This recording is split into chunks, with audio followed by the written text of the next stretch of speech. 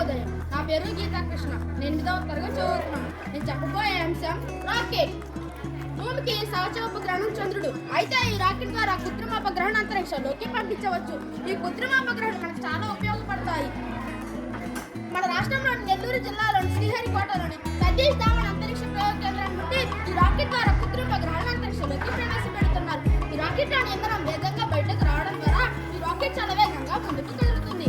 అదే సూత్రాన్ని ఉపయోగించిన ఈ రాకెట్ తయారు చేశాను. నేను 2 బాటిల్స్ తీసుకున్న బాటిల్ మూత వైపు కొంత భాగం తీసివేసి మరొక బాటిల్ వెనక వైపు అమర్చాను. కత్తిరించిన బాటిల్ మిగిలిన భాగాన్ని వెనక వైపు తీసివేసి మరొక బాటిల్ ముందు వైపు అమర్చాను. 3 ప్లాస్టిక్ ముక్కలను ఏటవల్గా కత్తిరించి ఈ విధంగా అమర్చాను. ఇప్పుడు పీవీసీ పైపులతో స్టాండ్ చేసి పైపును మూసాను. ఒకవైపు రంధ్రం చేసి సైకిల్ బాటిల్ అమర్చాను. ఇప్పుడు బాటిల్లో కొంత భాగం తీసుకొని స్టాండ్కి కదలకుండా అమర్చాను. ఇప్పుడు గాలి పంపుతో గాలి కొట్టడం ద్వారా ఏం జరుగుతుందో చూడండి.